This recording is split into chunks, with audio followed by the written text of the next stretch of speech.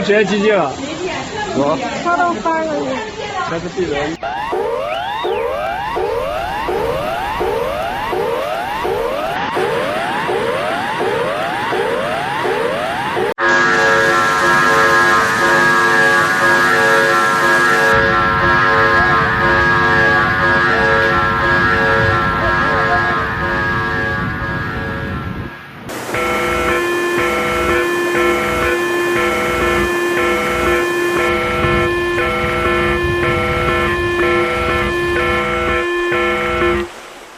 Quảng Tây đã trải qua một mùa lũ tồi tệ nhất trong những năm gần đây. Những trận mưa liên tiếp kéo dài suốt nhiều tháng qua đã gây ra tình trạng ngập lụt nghiêm trọng ở nhiều quan huyện và thành phố, phá hủy các hệ thống giao thông, hạ tầng cơ sở và buộc hàng nghìn người dân phải sơ tán. Trong nhiều khu vực, chính quyền địa phương cho biết mức nước cao nhất trong nhiều thập kỷ, các con sông đã tràn bộ, các hồ chứa nước đã vượt quá mức báo động. Các khu vực chịu ảnh hưởng nặng nề nhất bao gồm Liễu Châu, Quỳnh Châu và Chính Châu.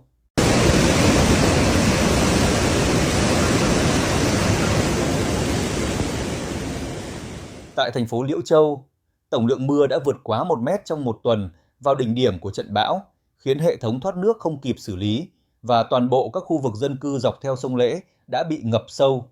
Mực nước đã dâng lên nhiều mét so với mức an toàn, đe dọa đến các cộng đồng ở hạ lưu và buộc chính quyền phải tiến hành di rời khẩn cấp người dân. Các con phố và khu vực trong thành phố đã biến thành những dòng sông lớn, khiến nhiều phương tiện bị nhấn chìm và các cơ sở kinh doanh phải đóng cửa trong nhiều tuần.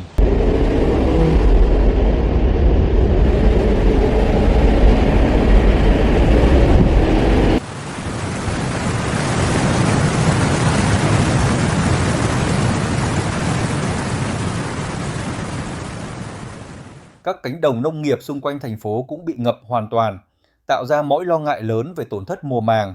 Các loại cây trồng như lúa, ngô và các loại rau củ đều bị hư hại nặng nề.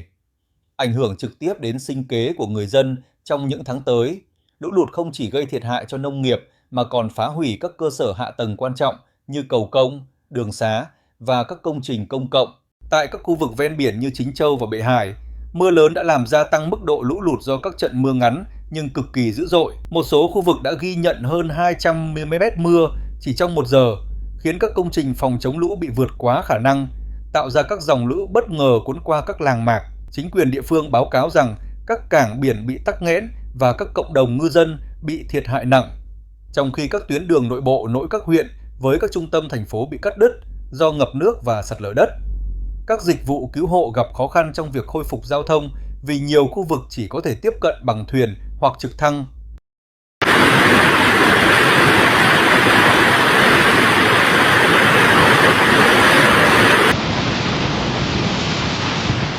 Xả hơn về phía Bắc, các huyện miền núi cũng hứng chịu các trận lũ quét và sạt lở đất vô cùng tàn phá. Các khu vực như Long Sơn, Giang Ngạn và các vùng lân cận đã phải đối mặt với hàng loạt vụ sạt lở đất sau khi những vùng đồi núi đã bị nước mưa xâm lấn.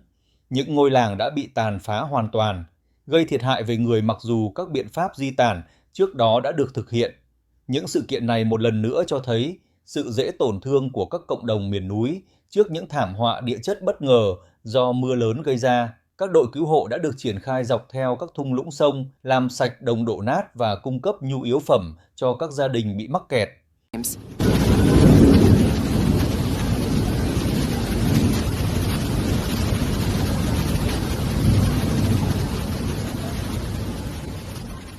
Mặc dù việc phục hồi dự kiến sẽ mất nhiều tháng, nhưng thiệt hại về kinh tế đã bắt đầu được tính toán. Nông nghiệp chịu thiệt hại lớn với các cánh đồng lúa, ngô và rau củ bị ngập nước suốt nhiều ngày. Các trang trại báo cáo tổn thất lớn về gia súc, đặc biệt ở các vùng đất thấp. Các doanh nghiệp nhỏ, đặc biệt là những doanh nghiệp phụ thuộc vào du lịch tại các khu vực như Quỳnh Châu, cũng ghi nhận sự giảm sút nghiêm trọng vì các điểm tham quan phải đóng cửa và du khách phải sơ tán.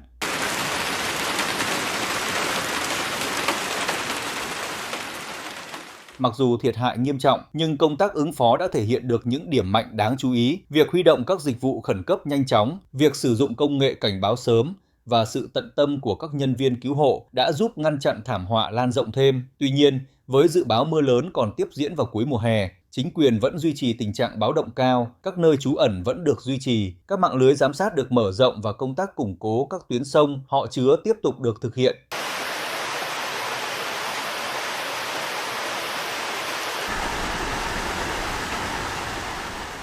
Lũ lụt ở Quảng Tây trong năm nay là một minh chứng rõ ràng cho thách thức ngày càng gia tăng do các hiện tượng khí hậu cực đoan tại miền Nam Trung Quốc, sự kết hợp giữa lượng mưa kỷ lục, địa hình dễ tổn thương và những thung lũng sông đông dân cư đã tạo ra những điều kiện dẫn đến sự tàn phá rộng lớn. Khi công tác phục hồi bắt đầu, khu vực này đối mặt với nhiệm vụ kép vừa phục hồi các cộng đồng bị hủy hoại, vừa chuẩn bị cho những trận lũ trong tương lai có thể đến với sức tàn phá lớn hơn. Đối với hàng triệu người dân ở Quảng Tây, khả năng phục hồi không chỉ là một mục tiêu mà là một nhu cầu thiết yếu.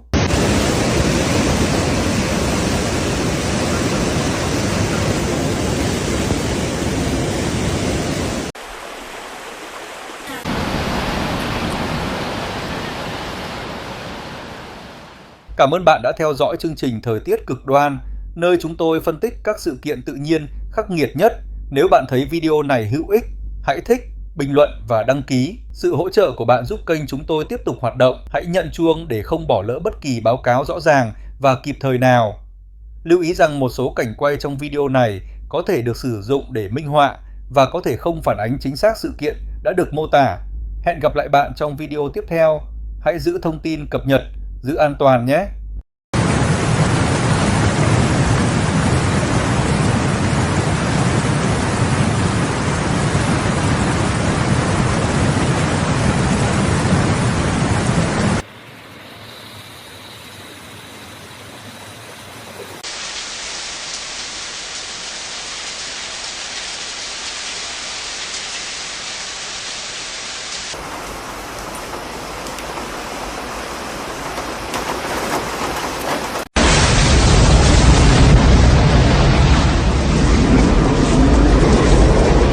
都直接机器了，我他都翻了。那是地人。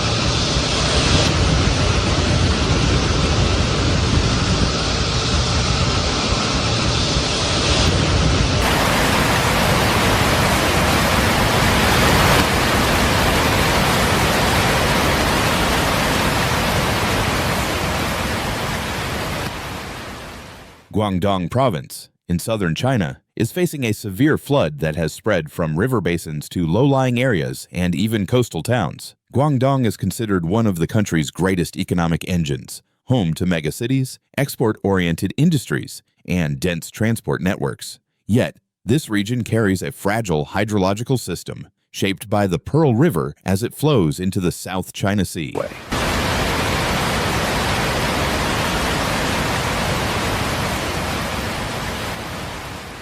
When days of heavy rainfall fall onto already saturated ground, combined with rising tides, the ability to drain water quickly shrinks. Small streams suddenly overflow, turning once safe streets into seas of water within just a few hours. Major rivers such as the Beijiang, Xijiang, and Dongjiang converge in the Pearl River Delta, where rapid urbanization and land subsidence have increased surface runoff while reducing natural water storage. Pump stations and sluice gates are working at full capacity, Yet bottlenecks remain at aging culverts and underpasses. In the mountainous counties, loosened slopes feed soil and rock into streams, blocking bridges and worsening the danger.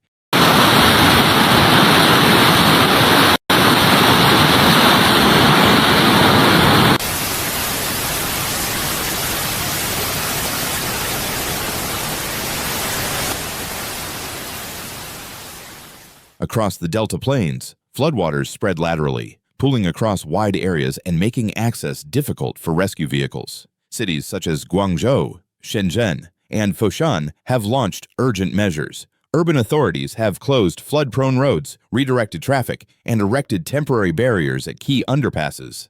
Metro operators have slowed trains on exposed sections and sealed ventilation shafts to prevent water from rushing into tunnels.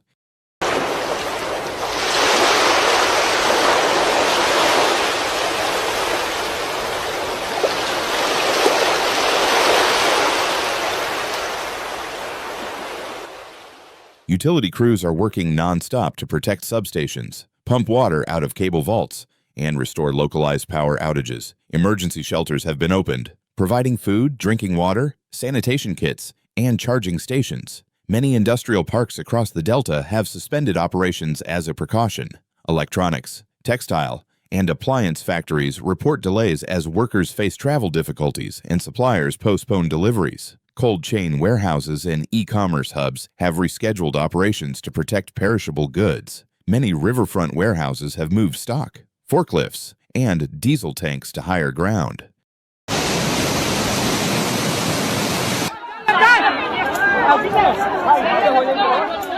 In rural counties such as Zhaoqing, Jiangmen, and Maoming, agriculture has been hit hard. Rice fields and vegetable farms are underwater. Greenhouses have collapsed where anchor systems failed. Aquaculture ponds were inundated by sudden inflows, disrupting salinity and oxygen levels and causing widespread fish deaths. Local health clinics have urgently issued guidelines on disinfecting wells, safe water use, boiling water before drinking, and avoiding contact with stagnant pools. Veterinary teams are vaccinating livestock and handling carcass disposal to reduce the risk of disease. Environmental monitoring has been intensified.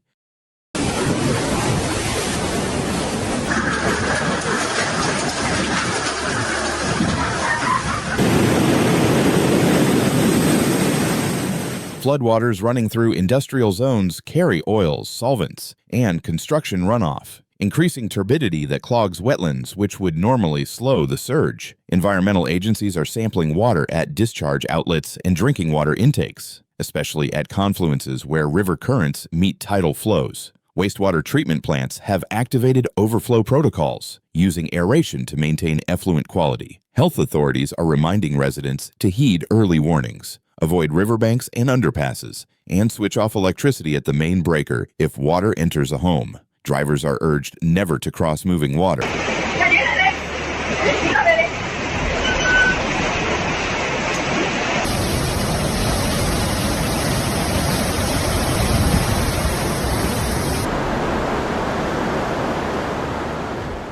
In residential areas, neighborhood committees are compiling lists of vulnerable households, clearing rooftop drains, and organizing joint purchases of sandbags, sump pumps, and waterproof sleeves for utilities. In mountainous regions, geologists are inspecting new cracks, warning of temporary evacuation since where tilting trees and landslide signs appear.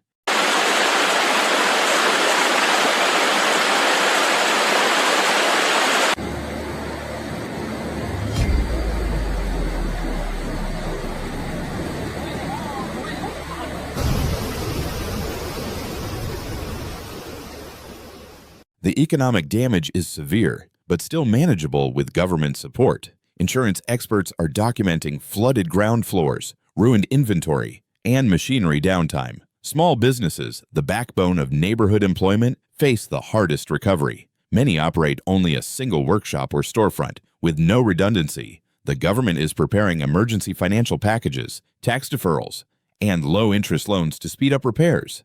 Labor bureaus are arranging temporary job placements so that workers can keep income during shutdowns.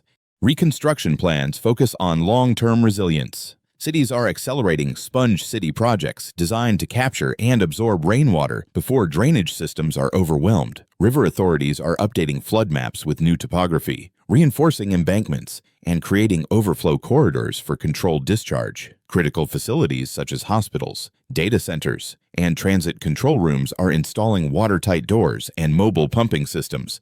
The floods in Guangdong are a stark reminder that economic growth must go hand in hand with community safety. With clear leadership, active citizen participation, and resilient urban design, losses can be reduced even during extreme rainfall. The lessons learned this time, from government agencies to factories, farms, and neighborhoods, will shape stronger standards, sturdier homes, and more reliable services for the rainy seasons ahead.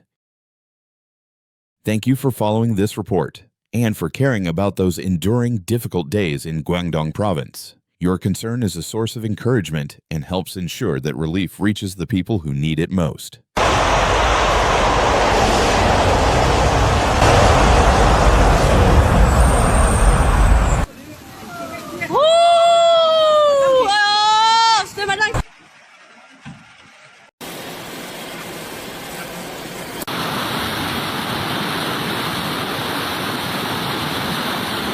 Cảm ơn các bạn đã dành thời gian theo dõi video này.